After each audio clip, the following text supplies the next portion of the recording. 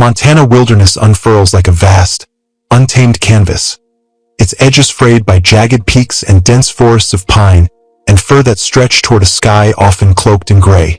The air here is sharp and clean, carrying the scent of resin, damp earth, and the faint musk of unseen creatures, a perfume that seeps into the lungs and promises solitude. A solitude that can cradle or crush, depending on the hour and the slant of the light. Beneath the towering trees, the ground is a tapestry of needles, moss, and stone, softening footsteps into whispers that barely disturb the stillness, while creeks carve quiet veins through the undergrowth, their waters dark and cold, reflecting a world that feels both ancient and indifferent.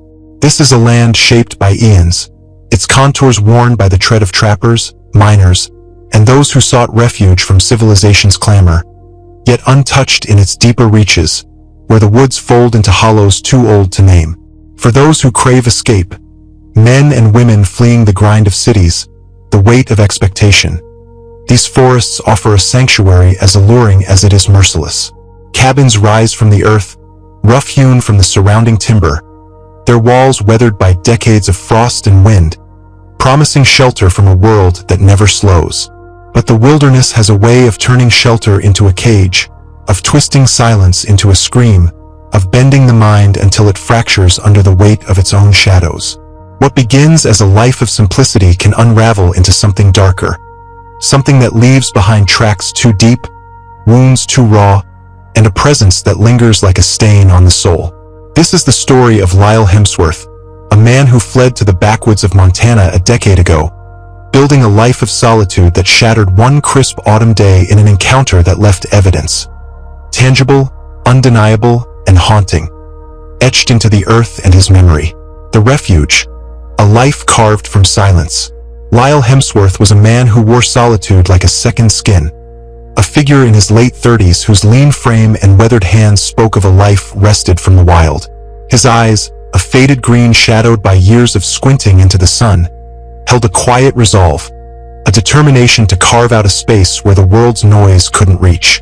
10 years ago, he turned his back on the city, Billings with its concrete sprawl and ceaseless hum, leaving behind a job as a civil engineer that had begun to feel like a noose tightening around his neck. The chaos of schedules, the press of crowds, the endless rules, they'd never suited him.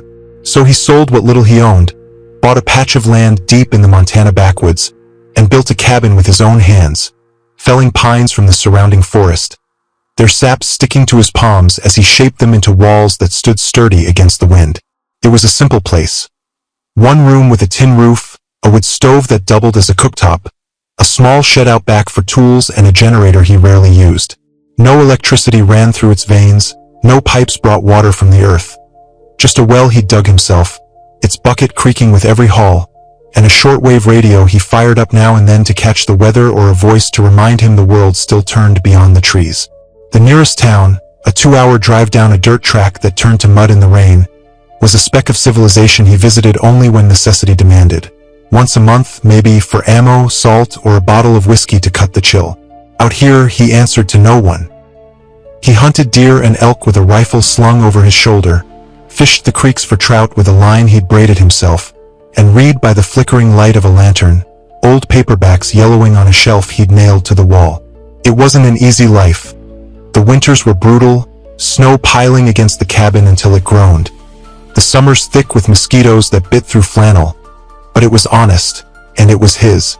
His only companion was Rufus, a wiry mutt with a coat the color of damp earth, whose boundless energy chased squirrels through the underbrush and whose low growl warned of foxes sniffing too close to the traps.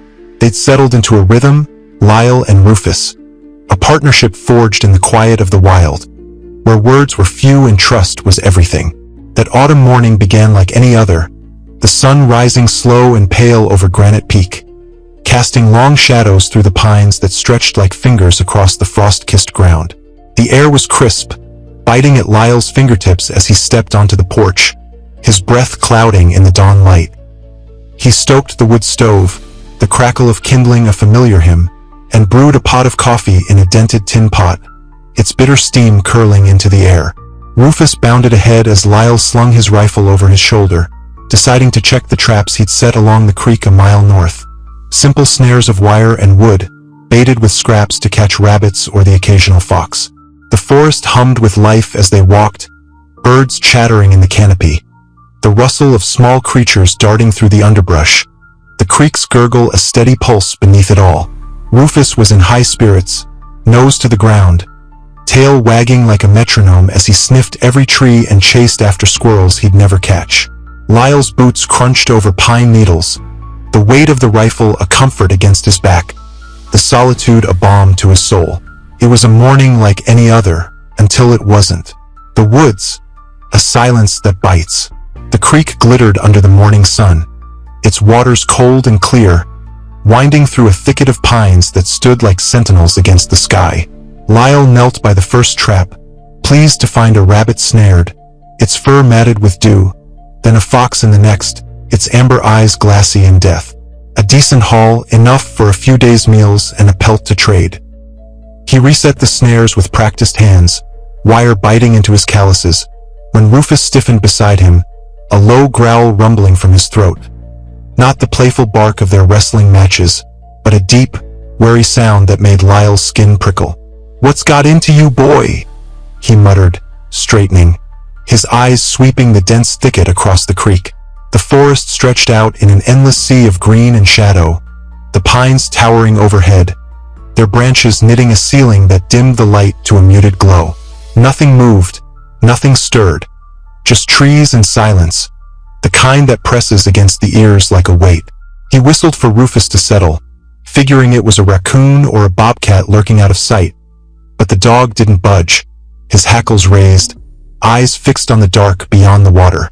Then Lyle heard it. A faint rustling, heavier than the scamper of small feet, deliberate, like something big moving slow through the brush.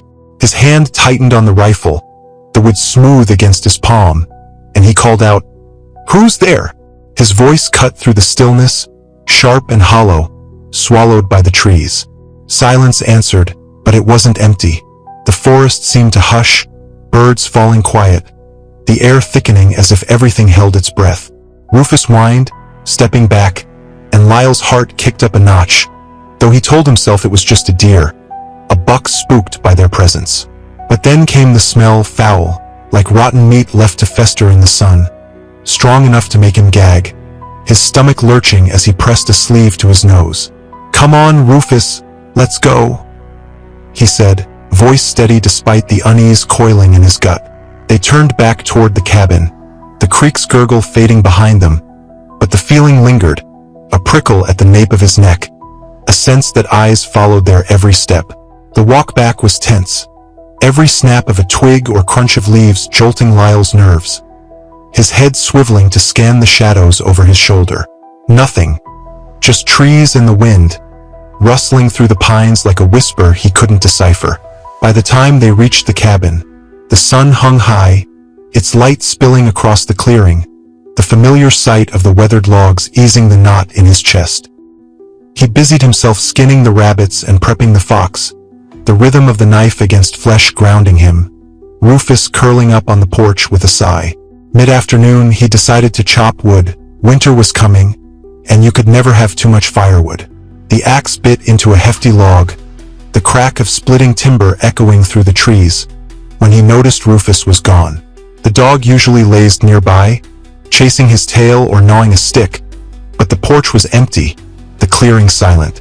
"Rufus," Lyle called, setting the axe down, his voice carrying into the woods. No bark, no scamper of paws, just stillness, a knot forming in his stomach like a stone sinking into deep water.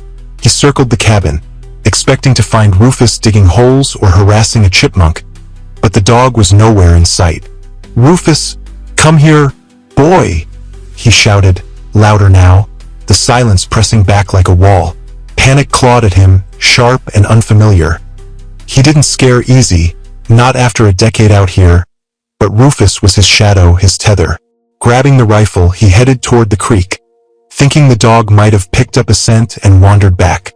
The woods thickened around him, pines looming taller, their shadows stretching long and thin as the sun dipped lower. That putrid smell hit him again, stronger now, flies buzzing in the air like a dark cloud, the weight of it pressing against his lungs. He pushed through a thicket of bushes, branches snapping under his boots, and stopped dead in his tracks. There, in a small clearing, lay Rufus, limp, motionless, his body torn open with gashes too deep, too precise to be from any bear or cougar Lyle knew. Blood soaked the earth, still warm under his trembling hands as he dropped to his knees beside the dog, a mix of sorrow and rage surging through him like a wildfire. He scanned the clearing, every sense razor-sharp, the forest eerily quiet. No birds, no wind, just the hum of flies and the stench of death. Then he saw it, a figure standing 50 yards away, between the trees, tall and impossibly thin, covered in matted hair that hung like a shroud. Its eyes struck him hardest, deep-set, dark, reflecting a glint of light that shouldn't have been there, piercing the gloom with a hunger that turned his blood to ice. "Stay back!" Lyle roared, raising the rifle, his voice steady despite the tremor in his hands. The figure tilted its head, almost curious, then let out a low, guttural sound that resonated in his chest, a vibration that shook his bones. Before he could pull the trigger, it moved, disappearing behind the trees with a speed that defied reason, branches snapping in its wake. Adrenaline flooded him. He fired a shot in its direction, the crack of the rifle shattering the silence, echoing through the woods. He didn't know if he'd hit it, didn't care. He sprinted back toward the cabin, branches whipping his face, his mind a tangle of fear and disbelief. What the hell was that thing? The siege, a cabin's fragile stand. Bursting through the cabin door, Lyle slammed it shut, the bolt sliding home with a hollow clank. His breath came in ragged gasps, sweat dripping down his forehead as he leaned against the wood, the rifle trembling in his grip. 3 rounds left. Not enough. He crossed to the closet, yanking out the shotgun, its weight a cold comfort as he loaded it with shells, the click of metal a lifeline in the chaos. Minutes stretched into hours as he stood by the window, peering through a gap in the curtains, the daylight fading to a dim, bruised purple, shadows lengthening across the clearing like fingers clawing at the earth. The forest, his sanctuary for a decade, now loomed as a threat, its silence a predator's crouch. Movement flickered at the clearing's edge. The figure emerged again, its form clearer in the dying light. It stood on 2 legs, limbs elongated and disproportionate, patches of gray, leathery skin visible through tangled hair that swayed like dead vines. It moved toward the cabin with a slow, deliberate gait, each step a thud against the earth, its eyes locked on the windows as if it could see through the walls. Lyle threw open the sash, the shotgun's barrel steady as he fired. A blast that tore through the evening, the recoil jarring his shoulder. The creature recoiled, a shudder rippling through its frame, but it didn't fall. Instead, it let out a piercing scream that made his blood run cold, a sound that clawed at his ears and burrowed into his skull. It broke into a run, closing the distance with terrifying speed, and slammed against the cabin walls, the logs groaning under the impact, dust sifting from the ceiling. He fired again, the shot grazing its side, black blood oozing from the wound as it snarled, undeterred. The window shattered inward, glass spraying across the floor, an arm reaching through, clawed fingers grasping at the air, long and bony, the skin stretched tight like parchment. Lyle grabbed the fireplace poker, a sturdy rod of iron, and swung with all his might, striking the limb.